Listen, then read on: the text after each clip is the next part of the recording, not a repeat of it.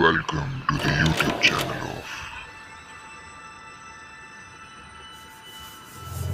of Accounts का बाप। Guys, welcome back to the YouTube channel of Accounts का बाप, your one-stop channel for all your accounting needs। आज हम करने वाले क्वेश्चन नंबर 4 जो कि आपको अपने टेक्स्ट बुक के पेज नंबर 204 पर मिलेगा। ओके, सो हम स्टार्ट कर रहे हैं। तो स्टार्ट करने के पहले क्वेश्चन देखते हैं।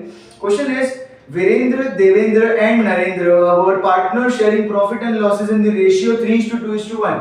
That means old ratio आपका दिया हुआ है 3:2:1. Okay, let's see कहाँ काम आएगा ये। अब आगे देखते हैं लायबिलिटी। अब ना सबसे पहले डेथ के अंदर आपको एक चीज चेक करने का, कभी भी सम स्टार्ट करने के पहले वेदर आपको पूरा सम बनाने जिसके अंदर आपको पूरा लेजर अकाउंट बनाना होगा, revaluation, partners capital and balance sheet सब कुछ बनाना है, या तो फिर आपको सिर्फ जो पार्टनर मर रहा है, जो भी डेथ है, जिसका भी डेथ है, खाली उसका कैपिटल अकाउंट बनाना है। तो सी आपको सिर्फ बोला है प्रिपेयर वीरेंद्रस एग्जीक्यूटर्स अकाउंट। प्रिपेयर वीरेंद्रस एग्जीक्यूटर्स अकाउंट का मतलब है कि हमको उसका कैपिटल अकाउंट बनाना है और उसके एग्जीक्यूटर को कितना पैसा हम देंगे, घर वालों को कितना पैसा देंगे उसके मरने के बाद, वो हमको पता लगाना है। तो अगर उतना ही करना है तो अपन को पूरे लेजर अकाउंट्स बनाने की जरूरत नहीं है। हाँ, अगर आपको कोई भी पार्टनर मर रहा है तो उसका कैपिटल अकाउंट बनाना है, तो कैसे फॉर्मेट बनेगा? जो मर रहा है उसका नाम वीरेंद्रस कैपिटल अकाउंट और फॉर्मेट पर्टिकुलर अमाउंट होगा, क्योंकि ऑलरेडी पार्टनर का नाम अपन ने ऊपर लिख दिया है। जब ये बनाना होगा पर उसके पहले अपन को रिवैल्यूएशन अकाउंट बनाना कंपलसरी होगा, मतलब ये चीज दोनों साथ में बनानी होगी, इसको कभी भी काटना मत। ओके, चलो अब क्वेश्चन स्टार्ट करते हैं। तो लेट्स सी किसकी एंट्री होगी। तो बैलेंस शीट के अंदर आपको लायबिलिटी साइड पर बोला है bank loan, creditors and bill payable. ये तीनों की तीनों चीज कहां जाती है? बैलेंस शीट के अंदर लायबिलिटी साइड पर जाएगी, बट हम सर बैलेंस शीट यहां बना नहीं रहे तो इसकी एंट्री आएगी नहीं। अब जाते हैं रिजर्व फंड 30,000 में। अब रिजर्व फंड 30,000 जो होता है वो सारे के सारे पार्टनर्स में बढ़ जाएगा, पर हमको तो सिर्फ वीरेंद्र का चाहिए ना, खाली अपन उसका ही कैपिटल अकाउंट बना रहे। सो यहाँ पे वीरेंद्र का कितना होगा 30,000 के अंदर। अब इनके रेशियो में क्या नाम था?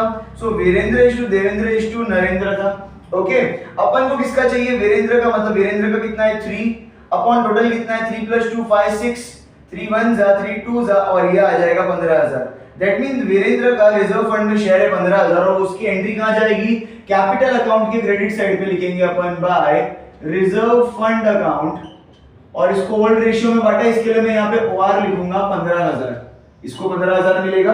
अब नीचे कैपिटल दिया है वीरेंद्र, देवेंद्र और नरेंद्र का, पर अपन सिर्फ वीरेंद्र का अकाउंट बना रहे, तो वीरेंद्र का कैपिटल है 90,000, एंट्री होगी by balance brought down. By balance brought down 90,000, by balance brought down 90,000।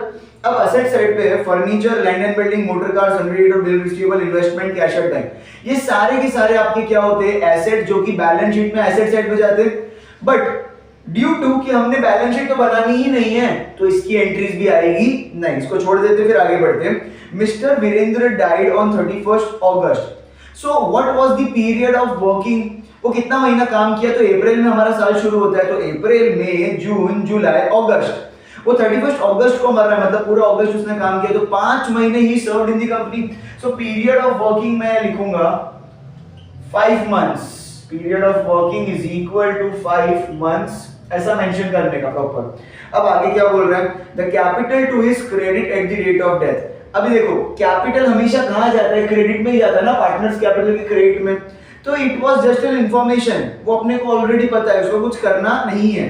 Second is proportion of reserve at the date of last balance sheet. Sir इसके प्रपोर्शन ऑफ रिजर्व मतलब उसका जो रिजर्व फंड का amount है उसको उसके proportion में, उसके रेशियो में बांट के उसको दे दो।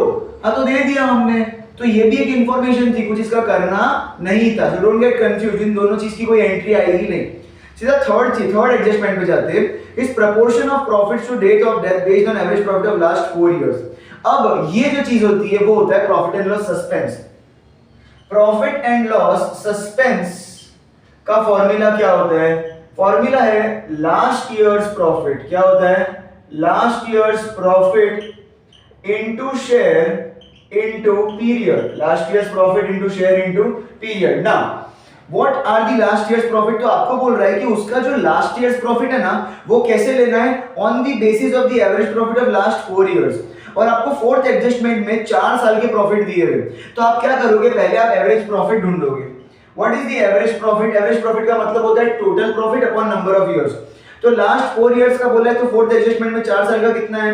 40,000 plus 60,000 plus 70 and 30 plus 70,000 and plus 30,000 divided by how many years 4 years कितना होगा 2 लाख 2 लाख डिवाइडेड बाय 4 करेंगे तो कितना आएगा 4 5 20 मतलब 50,000 रुपया आएगा। Now this is my average profit, या तो मैं उसको लास्ट ईयर्स प्रॉफिट भी बोलूंगा। क्या बोलूंगा? Last years profit. अब इसका कैलकुलेशन कैसे होगा तो देखिए फॉर्मूला था लास्ट ईयर्स प्रॉफिट मतलब 50,000 वो मिला इनटू उसका शेयर कितना है सर, उसका शेयर है 3/6 तो उसका शेयर है 3/6 इनटू पीरियड कितने महीने तक जिंदा था वो 5 मंथ्स तक उसने काम किया तो 5/12 लेंगे यहाँ पे और इसका कैलकुलेशन करेंगे तो 3 1 3 2 2 1 225,000 यहाँ पे आ जाएगा 25,000। अच्छा अब क्या कुछ कट हो सकता है तो 25 into 5 25 5 होता है 125 अपॉन 12 125 अपॉन 12 बचेगा। ओके अब डायरेक्टली काटते 12 1 12 अब 5 तो जाएगा नहीं तो यहाँ पे आ जाएगा 0 हो गया 50 12 4 48 कितना बचा 2 20 हो गया वापिस 12 1 12 अब कितना हो गया 8 80 हो गया सर 80 का मतलब तो वो भी जाएगा तो 12 5 60 12 6 72 होते हैं तो 12 6 72 और बचा 8 इधर लगेगा 0 इधर लगेगा पॉइंट और ये कंटिन्यू होता रहेगा तो बेसिकली आंसर 10,416.6666 रिपीट होएगा। इसको राउंड ऑफ करके मैं क्या कर दूंगा 10,417 ले लूंगा। क्या ले लूंगा 10,417 तो मुझे प्रॉफिट एंड लॉस सस्पेंस का अमाउंट कितना मिला 10,417। इसकी एंट्री कहां जाती है क्रेडिट साइड पर by profit and loss suspense account by profit and loss suspense account 10,000 कितना है 417 10,417। अच्छा अब अगर आप पूरा सम कर रहे होते ना इसका बैलेंस शीट के साथ तो इसके दो इफेक्ट होते एक जाता असेट साइड पर बैलेंस शीट में और एक जाता पार्टनर्स कैपिटल के क्रेडिट साइड पे बट ड्यू टू कि हम सिर्फ इतना ही पार्ट कर रहे हैं तो इसका सिर्फ एक ही इफेक्ट डालेंगे और वो है पार्टनर्स कैपिटल की क्रेडिट साइड पे। ओके नेक्स्ट है इस share of goodwill should be calculated at 2 years purchase of the profit of the last 4 years. अब गुडविल निकालना है सो गुडविल का कैलकुलेशन जब भी ऐसा दिया होता है तो पहला स्टेप क्या करने का average profit but average profit हम ऑलरेडी यहां निकाल चुके कितना आ रहा था एवरेज प्रॉफिट 50,000 रुपया आ रहा था तो मैं उसको वापस निकालूंगा नहीं तो मुझे स्टेप 1 करने की जरूरत नहीं है। अब स्टेप 2 करेंगे। स्टेप 2 का मतलब क्या होता है गुडविल ऑफ द फर्म निकालना पूरे फर्म का गुडविल निकालो तो फॉर्मूला होता है average profit multiply by number of years purchase multiply by number of years what purchase.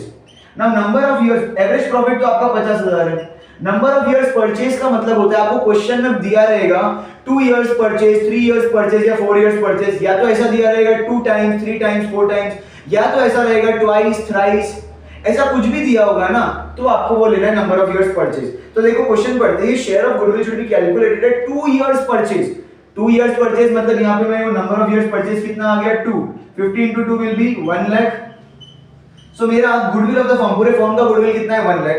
अब उसमें से क्या बोल रहा है कि जो उसका शेयर है ना उसका शेयर इसका वीरेंद्र का वो उसको देना है तो थर्ड स्टेप क्या करने का अपने को वीरेंद्र का शेयर निकालने का। तो वीरेंद्र शेयर कैसे मिलेगा 1 लाख पूरे फर्म का गुडविल है उसमें से उसका शेयर कितना है 3/6 सो यहाँ पे 3/6 3 1 3 2 2 1 और यहाँ आ जाएगा 50,000 मतलब वीरेंद्र का गुडविल कितना है 50,000 का गुडविल है। अब गुडविल के दो इफेक्ट होते हैं एक जाता है बैलेंस शीट में असेट साइड पर एक जाता है पार्टनर्स कैपिटल के क्रेडिट साइड पर।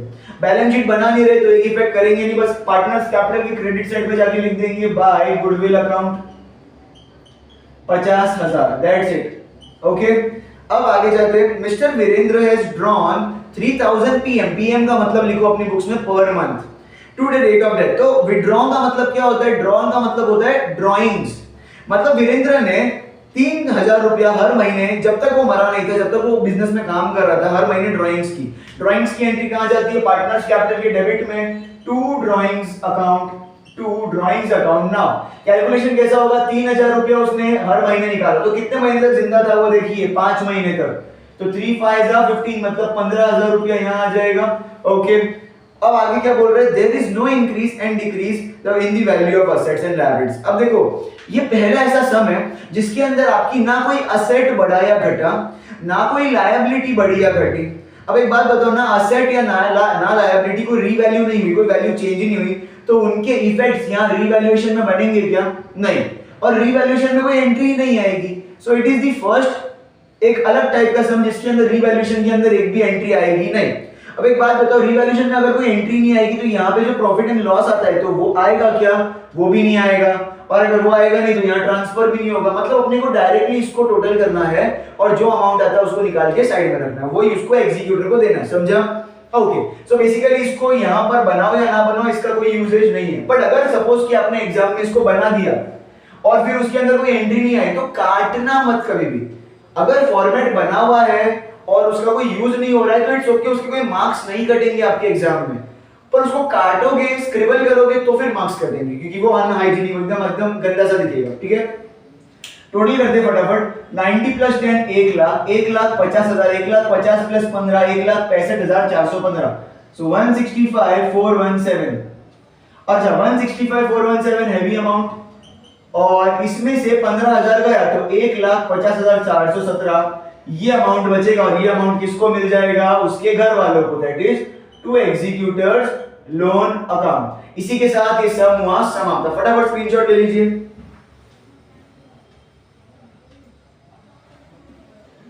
आई होप आपको ये पूरा समझ में आ गया होगा। बड़ा सिंपल सा सम था और एक इसमें अलग चीज सीखी हमने। अगर अच्छा लगा हो तो लाइक शेयर और सब्सक्राइब करना मत भूलिए। मिलते हैं अगले वीडियो में, तब तक के लिए बाय बाय।